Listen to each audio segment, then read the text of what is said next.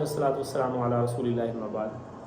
कल से social media के ऊपर एक बड़ी अजीब सी बहस देखने में आ रही है कि सैयद सफ्तान शाह नकवी हाफिज़हुल्लाह ने डॉक्टर ज़ाकिर नाइक हाफिज़हुल्लाह के बारे में कोई तनकीदी जुमले बोले, जिस पर अब सोशल मीडिया के ऊपर दो टीमें बन गई हैं।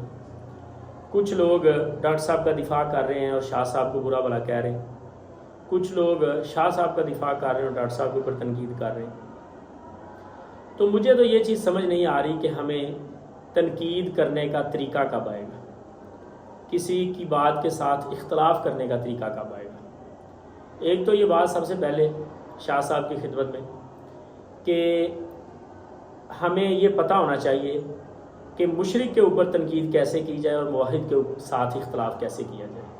हमारा वही तरीक़ेकार और वही हाथ है सबके लिए तनकीद का, इख्तलाफ का, जिसको हम मुशरिकीन के लिए इस्तेमाल करते हैं, वही मुवाहिदीन के लिए, वही तर्ज़ तनकीद, वही इख्तलाफ का तरीक़ेकार। और उसके बाद यही बात बाकी दोस्त अहबाब के लिए जो डॉक्टर साहब की मोहब्बत में शाह साहब के ऊपर तनकीद कर रहे हैं कि अगर उनसे तनकीद या इख्तलाफ आपकी नज़र में उस तरीके का नहीं हुआ जो करना चाहिए था, या उनके इख्तलाफ और तनकीद में अदब को मलूज़ ख़ातर नहीं रखा गया, तो हज़रत साहब आपकी तरफ से भी वही गलती दोहराई जा रही है।